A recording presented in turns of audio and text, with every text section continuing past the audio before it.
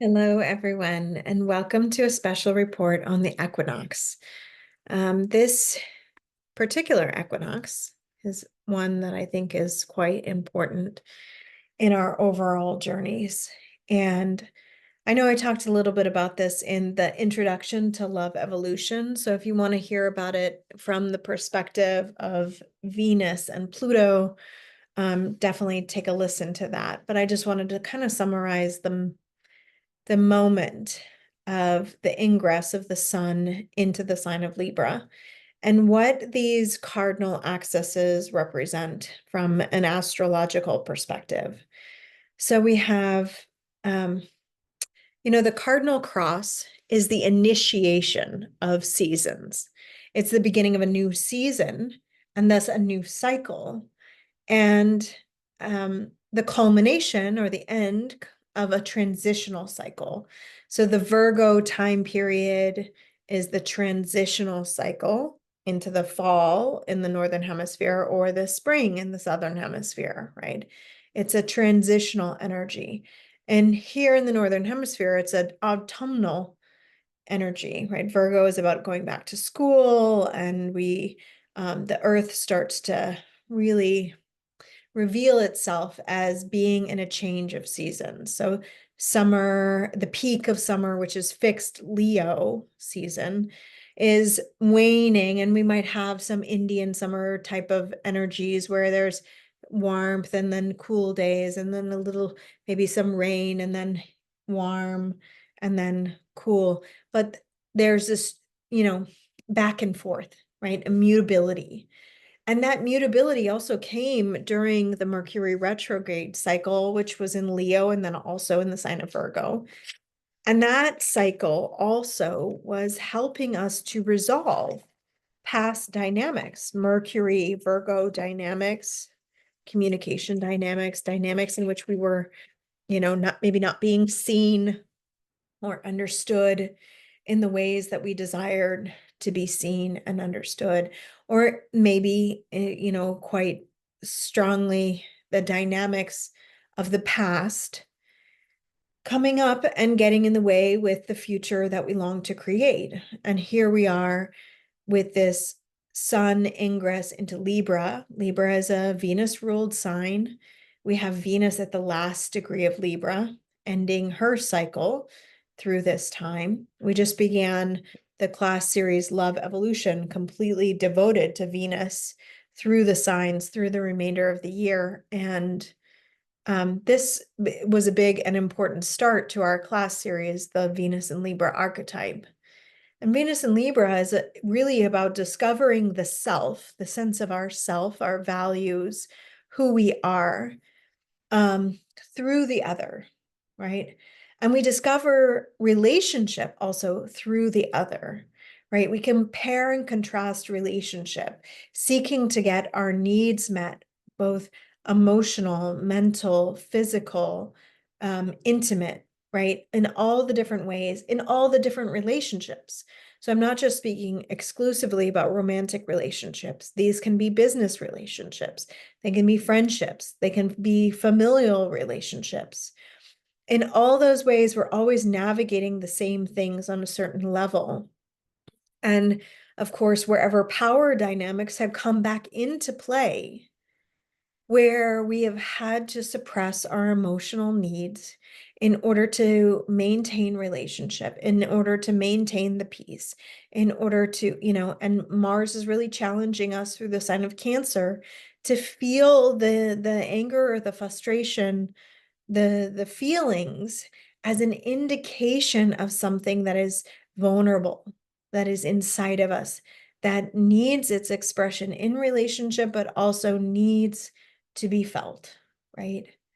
And sometimes that can happen in relationship quite easily, and other times it's quite challenging for feelings to feel safe enough to be felt, right?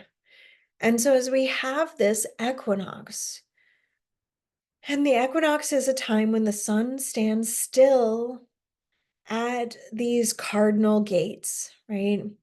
the fall, it's entering Libra, the spring, it's entering Aries, but there is a pause. There's a heavy pulse in the air that then is initiating us into a new cycle.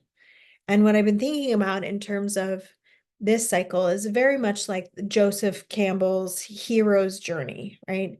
There is a call of the soul. There's a desire that we have. There's some feeling that we have that something is wanting to happen to us, through relationship.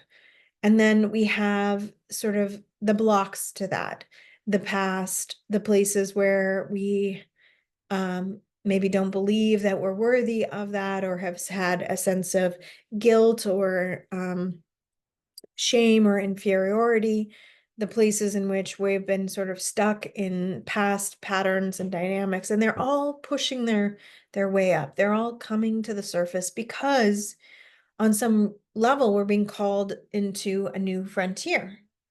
And in order to do that, in order to really be able to find our way into a new relationship or a new pattern or a new way of feeling or a new way of expressing, we have to answer the call and journey into the unknown. And we have to do it in a way where we don't actually know how it's going to turn out, right? There's a Jupiterian element of with Jupiter and Gemini of exploring our thoughts, our ideas, our belief systems, exploring beyond the limits of those things and really taking ourselves into a new place, but not without some capacity to actually feel how unfamiliar what we might desire is from our current structures, from our current, life and design, and current conditions. And be more in this place of open-mindedness and exploration of like, well, what would that mean for me? What would trying this on, or what would doing that? And we sort of do that when we meet people in relationship, especially like where we meet someone new and you're curious about them and you're trying to, learn more. And maybe they have very differing ideas or opinions. And Libra might be really trying to find what's the common ground, what is the similarity, what's this the same that we have. And at the same time, there might be ways in which at this equinox, with this initiation, of course, it's happening in between two eclipses. We just had the Pisces full moon lunar eclipse, and we are moving towards October 2nd, which will be our Libra new moon eclipse. And the Libra new moon is happening on the South Node, which in a way is a sort of contradiction of energies, right? We think of new moons as new beginnings, and we think of the South Node as releasing or the past. But what's a new moon on the South Node, and we might even look at that eclipse just to give us a context of it, it's essentially a new beginning relative to culminating the past that allows us to bring forward the fruits of the past. It's not like everything from the past is lost once we let it go, right? Imagine you leave a relationship, a long-term relationship, you lose a family member, you end a job that where in that job you knew yourself. In that relationship, you knew yourself to be someone or something in context to that other thing, right? So in your marriage, you knew yourself to be a husband or a wife in context to that relationship. In your job, you knew yourself to be in a particular role, and that was familiar and it was safe and it allowed you in a way to play into patterns that were familiar, even if they were uncomfortable, even if they weren't necessarily what you desired, right?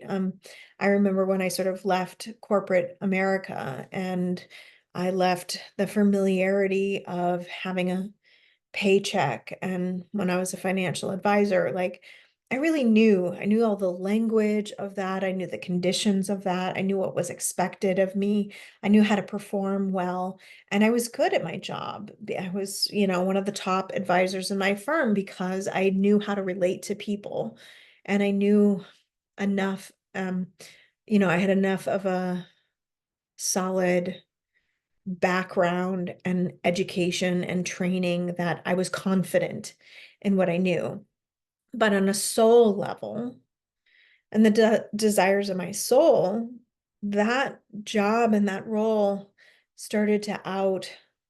Um, I had a client one day say to me, Michelle, it sounds to me like you've outgrown your pot. And it was like that feeling of like, I knew there was something more for me. I knew I was growing into something.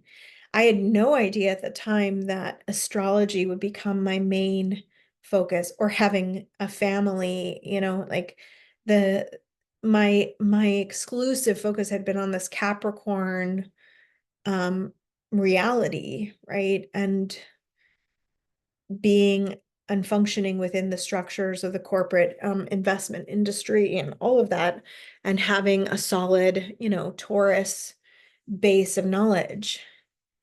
And when I left that career, all I knew was that I had a passion, which I had been cultivating for astrology. I had a deep love for it. And I had deep desires for partnership and marriage and growing my family and all these things that were not at all on the horizon for me at the time. And so it was a quite destabilizing experience, right? There was a big mutable period where I was in a lot of fear and I was figuring out how to take care of myself and financially provide as a single mother and, doing all these different things that really triggered the nervous system.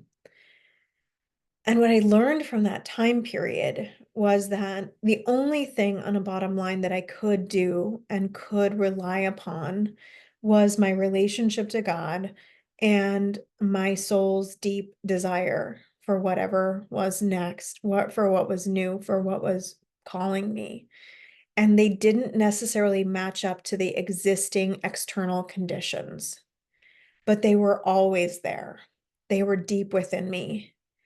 And so then I went through this initiation, right, which ultimately led me to where I am today, and that you are even listening to me as an astrologer and doing this work is a testament to listening to both of those core guides, the inner guide of my soul and the ultimate guide of my creator. And it has not been easy. It has been tumultuous at times, emotional, stripping, humbling. It has been, and I've been really relating this equinox to that hero's journey because we have Venus really on the cusp of entering Scorpio, which I think of as her journey into the underworld. She starts the journey, she goes in through relationship. She has to leave behind what is known and familiar. She has to leave behind the conditions and face this stripping away from the inside. And that stripping away, it doesn't have to be painful, although it often is. Sometimes it can be liberating. And if we're in that excitement of the new, if we're in the frame of mind of curiosity and trust and openness to life itself, then it can feel so empowering. Part of the Pluto journey, while can have these sort of like double face of a coin. One face is like the disempowerment of just being plummeted by the darkness of transformation. And the other side is the empowerment of being pulled by the soul to the new becoming from within that is actually connecting us so much more deeply to who we truly are.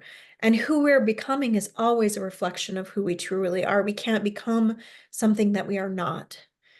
And I deeply believe that at the core of all souls, we are love. And there is like this outer shell of conditioning and world and experience and trauma that we're having. And some of us consciously choose to go through the process of breaking it apart and coming to know ourselves more deeply. And other people move through their whole life not wanting to touch that, not wanting to go there, not being, and so to each soul has their own journey. But here we are at this initiation point of Venus where she is really calling us down into that place of Scorpio. And Scorpio is death and rebirth and transformation, but it's also the reclamation of that power through the process of birth, right? It's like in birth, in the process of physical birth, labor, there's a point in which they often say for women that is the transition to when the baby is actually emerging, when one feels as though I cannot do this anymore. I do not want to do this. I have no strength. I have no capacity. And that's when you know you're really close. Like you're really close to having this beautiful birth and emergence, because there's some part of the self that is identified with being in the past, that's being stuck, that's identified with the pain and the struggle, that is dying to the moment of this emergence. And then as soon as the baby is born, unconditional love, surrounds this emergence, right? And as soon as we are actually in living in the part of our soul that had been desired to be reborn in this year, especially, the more we feel that sense of unconditional love and acceptance of our path, right? And even if it is a humbling process, there is a knowing that this was not all for naught. It was really exactly what we were needing in order to become who we have become. And so in that way, no matter what happens with a relationship or a job, like I left that financial job and I still took all the skills and gifts with me. And I left behind the pantyhose and the struggle, you know, and needing to keep up with the stock market. And I left behind the security, the financial security of a six-figure paycheck and all the good things that, come with the health benefits and all of that. But it wasn't to say that I left behind those things and then didn't have care or provision. Like I have come to realize that somehow, some way, even when we're at our lowest point financially, as long as we're still breathing, we come through it. And it's almost revealed to me kind of the ridiculousness of doing a financial plan, because I've never met a person alive who totally ran out of money, and was not, it just, yes, you can exhaust resources or you can mismanage money and end up running through it quite quickly, or economic conditions can create an impact. And I do think that that's happened for many of us. But the soul always survives its conditions. And if we're listening to that deeper part of the soul, and in a way surrendering to it, there is something that happens in that initiation that is a necessary part of who we're becoming. So with this equinox, we have the power of becoming something new in relationship. And that is through our understanding of the relationship to ourselves, through our awareness of our inner dialogue, our inner emotional reality. It is through the curiosity and the capacity to be open-minded and to explore our feelings and to be willing to break through into what is unknown in a way, and to be initiated by that, to consciously choose that, and to start newly into a place of healing. And what's interesting to me is that this equinox follows, is followed by uh, a solar eclipse on October 2nd. So I'll just share that with you, which is the new moon that I was talking about on the south node.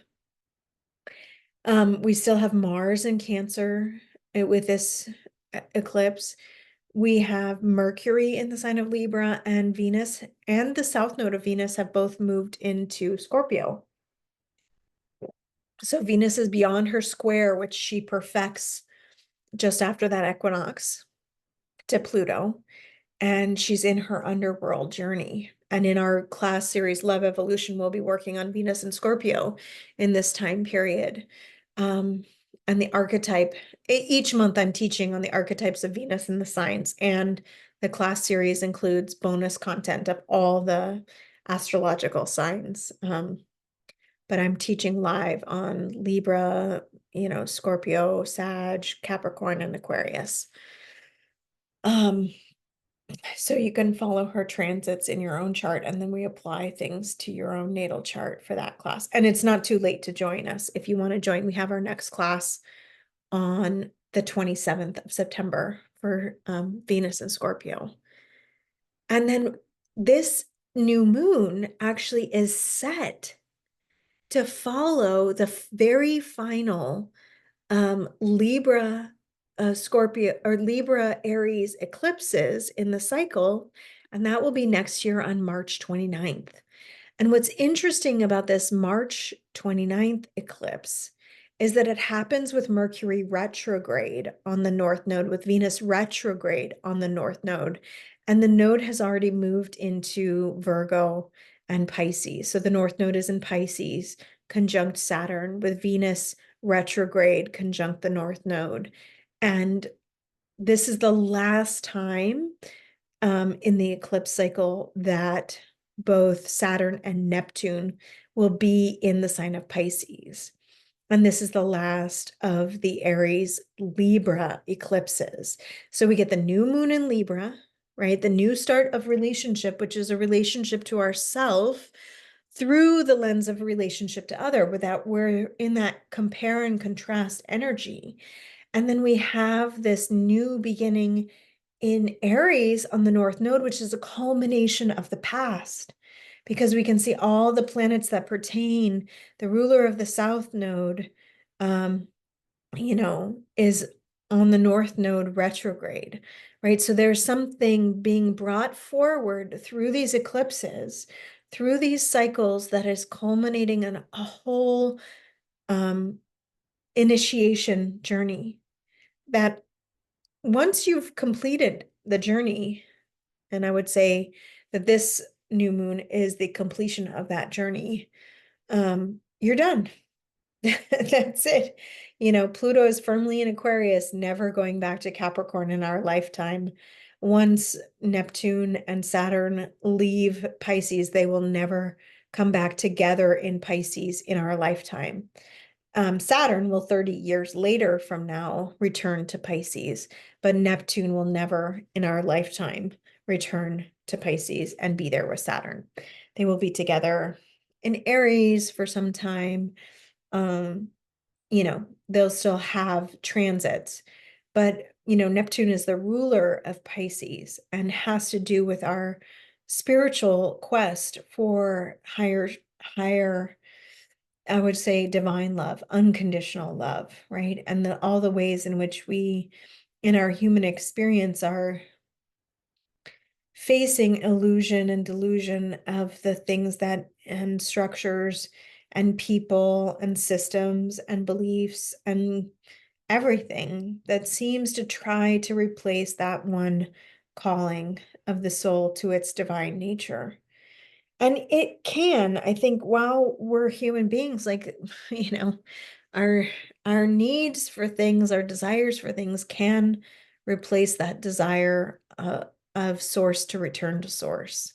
And we can temporarily get caught up in a fantasy reality of how we want to be feeling about our life and relationships, and all these different things. I very interestingly received a message in my dreams last night that was sort of pointing in that way to like, you think you can seek freedom through this external experience. But if the freedom is coming at the cost of the body, like if the freedom requires the body, it's not actually freedom. It's bound to that condition of the body, and so thus it's not real freedom.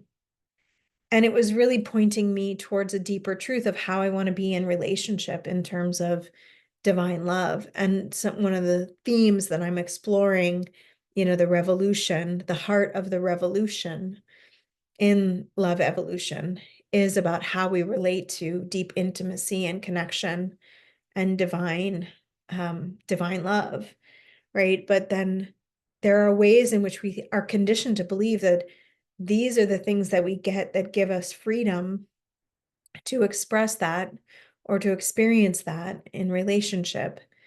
And actually, it's not really true about like if it requires the body, it's not really divine and unconditional love because there's a conditioned reality around it.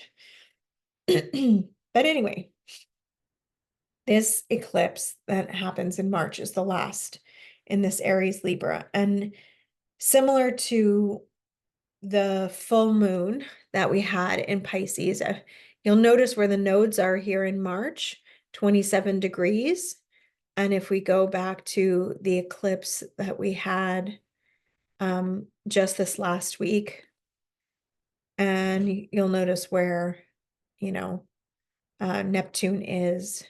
So this is our journey, right? In between these eclipses to the next eclipse cycle. And the very nature of this equinox is to kick us off into that initiation of Libra, to take us into the place where we actually are hearing the calling of the soul.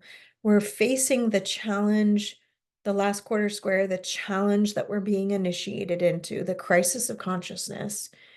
We're receiving the information, the messages, and opening ourselves to the curiosity in particular. Uh, and I'm really talking about the emotional curiosity as well.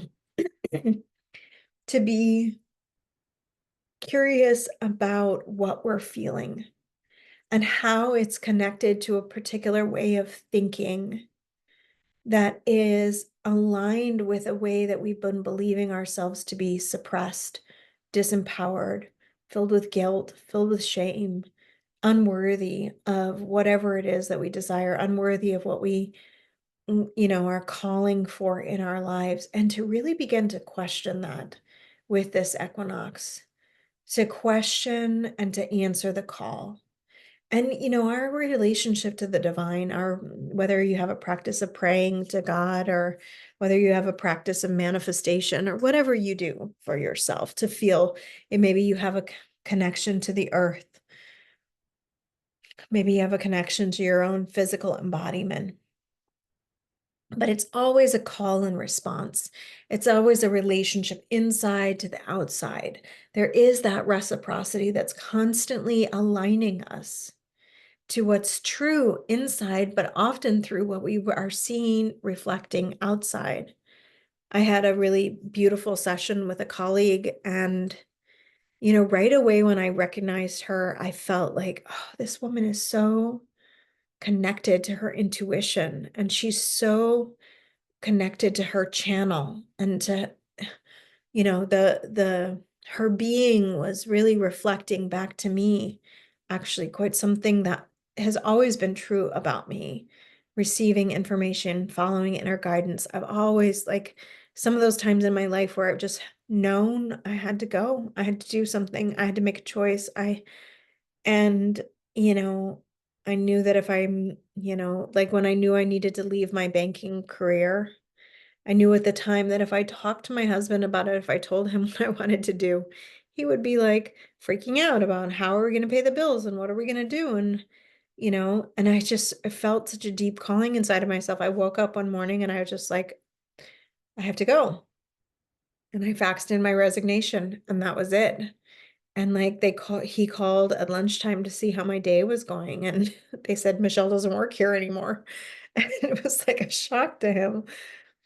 But I had to trust myself in that moment to know exactly. And the way things unfolded that day, if I hadn't quit at that exact time, I wouldn't have received a call from a friend, that I wouldn't have gone, with her in the car to San Francisco. And I met my very first independent financial client right that afternoon. Like, it was just like the universe was saying, yes, you listened, you answered the call, and here you go. You're on your journey. You don't know how you're going to do it. You don't know how you're going to, you know. And I remember talking to my dad, and he was like, well, how are you going to, how are you going to pay the bills? And like, I couldn't have thought about those things, because answering the call internally was requiring me to have an open-mindedness about things that I could never have known. And I ended up building a business that I was able to sell a few years later when I was ready to be a full-time financial advisor. It was amazing. And it had to do with that trust of my innermost being that I listened to and that I followed. And it's not always a logical trust. It's not always a framework where, of course, if we tell others there, that, you know, can create doubt, and it can erode the sense of empowerment or certainty in something that is greater than ourselves. And I really have learned that, um,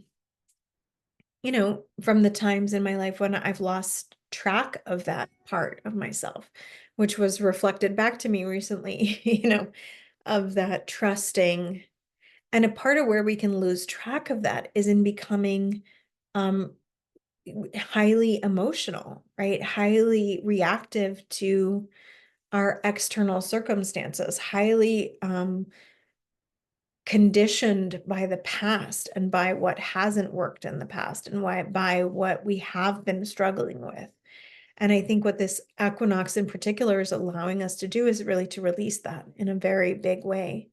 And by allowing ourselves a new start to a very specific initiation of life, we can experience something like grace, carrying us through this next 6 months between this equinox to the March 29th eclipse.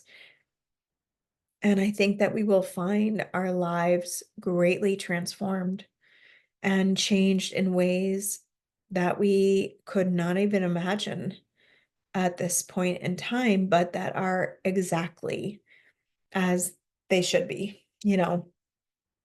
I can see the little mystic rectangle on the grand trine between, um, the Earth planets. There's such a deep reshaping of the structures of our lives happening at such a powerful internal level that um, this is bound to be kind of the foundation point of our new beginning in the spring, in March, when we see where we are after all of this change. So may this turning of the seasons bring great blessing into your life. May it bring profound curiosity for what is blossoming, both in the healing of your emotional body, in the release of the past. May it bring a overcoming of past conditions through an undoing and a rebirth that allows for more of who you are, more of the truth of who you are, to become so present and available to you in your life as a guide, internally and externally. And may the relationships that you desire, may the callings of your heart, may all that you wish to occur in your work, in your home, in your family, in your relationships, may all of the healing that you wish to occur in your body, in your physical environment, may it happen in such a way that you can be a testament to the miracle of change, of God, of life, of time itself, pushing us forward from an evolutionary perspective to become more of the love that we are. So, my friends, thanks so much for listening to this special report. I hope you have a blessed equinox, and I look forward to tuning in with you again. As always, if you liked this video, give it a thumbs up. Leave me a comment if you want to leave some flowers or hearts or stars in the emoji box if there's no words. If there's words, I always love hearing your heart. Thank you so much for everything you share with me. It means the world to me, and I hope that this is a blessing to you and to your life. Bye for now.